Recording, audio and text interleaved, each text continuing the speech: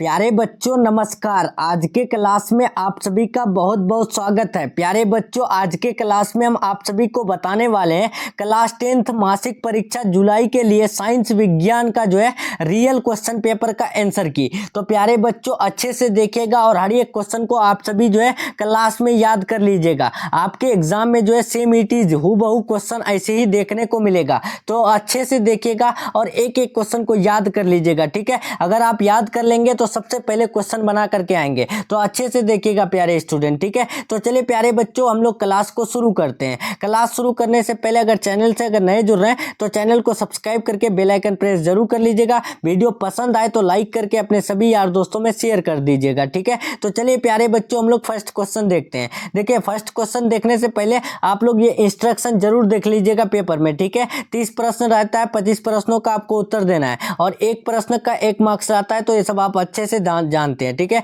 तो देखिए पहला क्वेश्चन आपको ये स्क्रीन में है और पूछा गया है। देखिए प्यारे बच्चों, पहला क्वेश्चन पूछा गया है कि विद्युत शक्ति का एसआई मात्रक होता है। तो फटाफट से आप लोग लाइव चैट कमेंट बॉक्स में आंसर देते रहिएगा। आंसर देने से आपको जल्दी याद होगी, तो बताना है इसका राइट आंसर। तो विद्युत शक्ति का एसआई मात्रक वाट होता है। ठीक है, right answer option number A हो जाएगा। नेक्स्ट चलते हैं दूसरा नंबर, नाभिकीय ऊर्जा का स्रोत निम्न में से कौन सा है। तो प्यारे बच्चों आपको याद रखना है नाभिकीय ऊर्जा का स्रोत जो है वो क्या होता है। तो आपको याद रखना है यूरेनियम, सोडियम, कार्बन, ये तीनों होता है। Right answer option number D, इनमें से सभी हो जाएगा। नेक्स्ट चलते हैं तीसरा नंबर, पवनों का देश कहलाता है या फिर पवनों का देश कहा जाता है तो वो किसको। तो आपको याद रखना है डेनमार्क को कहा जाता है। राइट आंसर सी हो जाएगा। एक एक क्वेश्चन आप याद कर लीजिएगा, कल के एग्जाम में आपको 100% पूछे जाएंगे। देखिए 4 नंबर, चुंबकीय क्षेत्र एक ऐसी राशि है जिनमें होती है। तो प्यारे बच्चों चुंबकीय क्षेत्र एक ऐसी राशि होती है जिसमें परिमाण और दिशा दोनों होती है।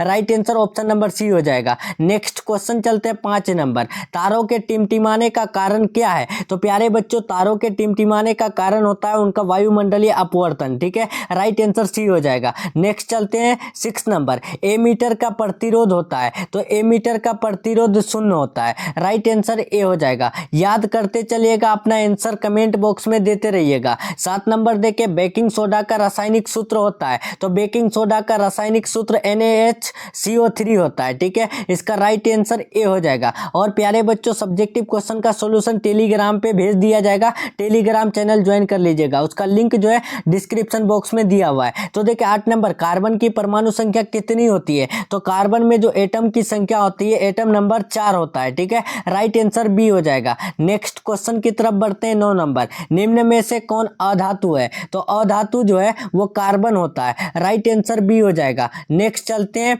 10 नंबर, इनमें कौन फल पकाने के लिए प्रयुक्त होते हैं। तो फल पकाने के लिए प्रयुक्त जो है एथिलीन होते हैं। राइट आंसर सी हो जाएगा। प्यारे बच्चों याद करते चलिएगा आप। ठीक है, आपका कम समय ले रहे हैं। देखिए कार्य करने की क्षमता को कहते हैं, तो कार्य करने की क्षमता को ऊर्जा कहते हैं। राइट आंसर सी बिल्कुल राइट हो जाएगा। नेक्स्ट 12 नंबर देखिए, निम्न में से किस माध्यम का अपवर्तनांक अधिक होता है। तो देखिए कौन से माध्यम है जिसका अपवर्तनांक अधिक होता है। तो आपको याद रखना है हीरा का अपवर्तनांक जो है अधिक होता है। हीरा का अपवर्तनांक 2.42 होता है। राइट आंसर डी हो जाएगा। नेक्स्ट चलते हैं 13 नंबर, मानव मादा में निषेचन होता है। तो मानव मादा में निषेचन फैलोपियन नलिका में होता है। राइट आंसर डी हो जाएगा। नेक्स्ट चलते हैं 14 नंबर, दही के जमने में निम्नलिखित कौन सी क्रिया होती है। तो जब दही जमता है तो कौन सी क्रिया होती है, किण्वन की क्रिया होती है। राइट आंसर सी बिल्कुल राइट हो जाएगा। आपको याद करते चलना है। 15 देखिए, स्त्रियों में लिंग गुणसूत्र होते हैं।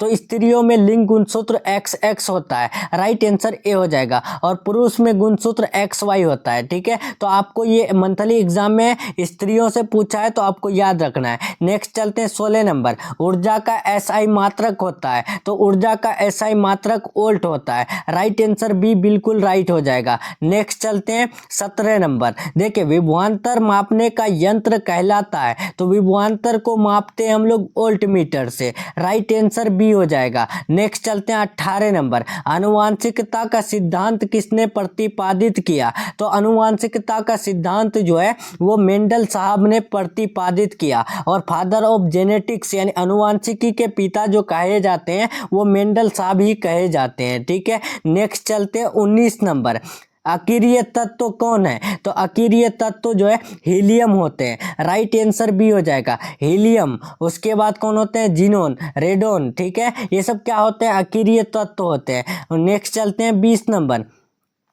बॉक्साइट निम्नलिखित में किस धातु का अयस्क है? तो बॉक्साइट जो यानी अयस्क होता है तो ये कौन से धातु का? तो आपको याद रखना है एल्यूमिनियम धातु का। राइट आंसर सी बिल्कुल राइट हो जाएगा। नेक्स्ट चलते हैं 21 नंबर। एक वयस्क मनुष्य के कितने दांत होते हैं? तो एक वयस्क मनुष्य के जो है 30 दांत होते हैं, 30 दांत होते हैं। ठीक है, नेक्स्ट चलते हैं 22 नंबर। निम्नलिखित में कौन नरयुग्मक है? तो नरयुग्मक से संबंधित कौन है? तो आपको याद रखना है शुक्राणु नरयुग्मक से संबंधित है। और वहीं पर अंडाणु, योनि, फैलोपियन नलिका ये जो है मादा युग्मक से संबंधित है। ठीक है, शुक्राणु किससे संबंधित है? तो नरयुग्मक से। तो राइट आंसर हो जाएगा ऑप्शन नंबर ए। नेक्स्ट चलते हैं 23 नंबर। देखिए 23 नंबर। टेस्टोस्टेरोन स्रावित होता है। तो टेस्टोस्टेरोन जो स्रावित होता है वो किससे? तो आपको याद रखना है विरसन से स्रावित होता है। राइट आंसर ए हो जाएगा। Next 24 number.